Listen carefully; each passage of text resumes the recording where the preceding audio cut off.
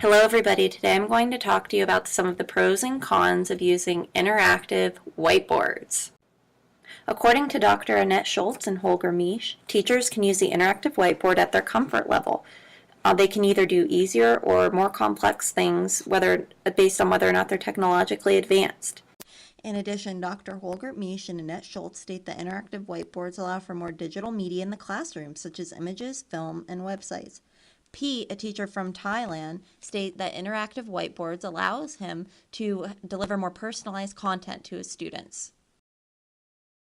Bill Ferreter, a sixth grade teacher who blogs about using interactive whiteboards, offers some ways to make them even more effective, such as asking lots of open-ended questions, using student wireless responder slates, and letting the kids develop their own uses for the whiteboard. Blackboard Collaborate is an interactive whiteboard on the computer that online schools use so that students can attend live sessions and also record them to view them at a later date. Blackboard Collaborate has several pros, such as it makes distance learning easier since kids can log on and participate from anywhere in their house. And it also has web conferencing features that allow students and teachers to video chat with a Skype account.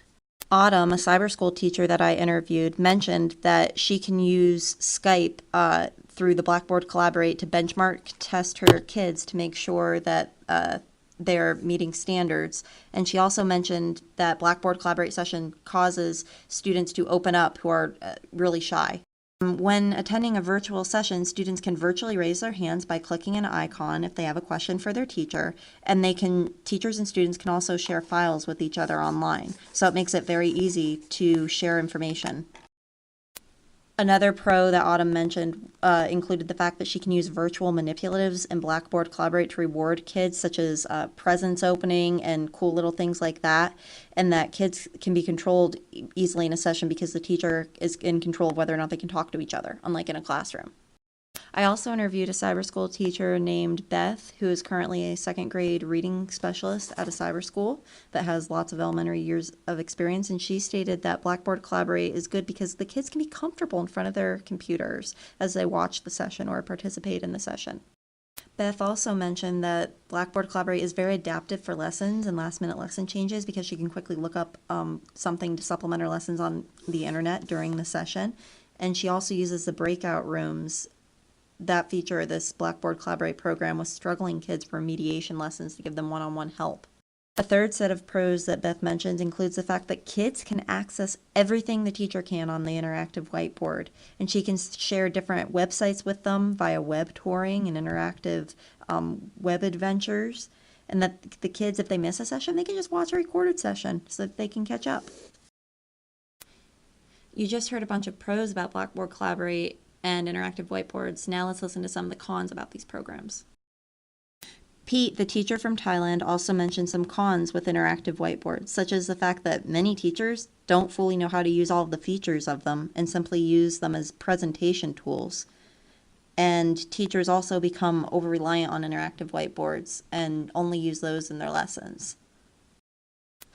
Another con of interactive whiteboards is that some presentation materials aren't compatible on all of them, and that they produce a ping-pong lecture type framework for teaching. According to Chad Whittle, an online blogger, he mentioned that Blackboard Collaborate can be very difficult to get multiple people to be able to talk at once because they're all talking over each other in a Blackboard Collaborate session, and also slow internet can cause lags in logging in to the session for participants. It can really hold them up. Autumn also mentioned that elementary kids have a lot of trouble using all of the features of Blackboard Collaborate, such as file sharing, the online pens, and the raise your hand tool, and the chat feature to ask questions. And she verified that she experiences slow internet quite a bit, and that she gets logged out of Blackboard Collaborate as a result of this. During my interview with Beth, she had mentioned that it can be hard for kids to keep track of the stream of chatter that's going on in the chat box during the session, and also sometimes kids type some pretty inappropriate things into the chat box. So you've heard both sides of the argument in relation to pros and cons with interactive whiteboards and Blackboard Collaborate. And to summarize, teachers have to look at various opinions and all sides of an issue before making a decision about whether a piece of technology is good or bad. Created using Powtoon.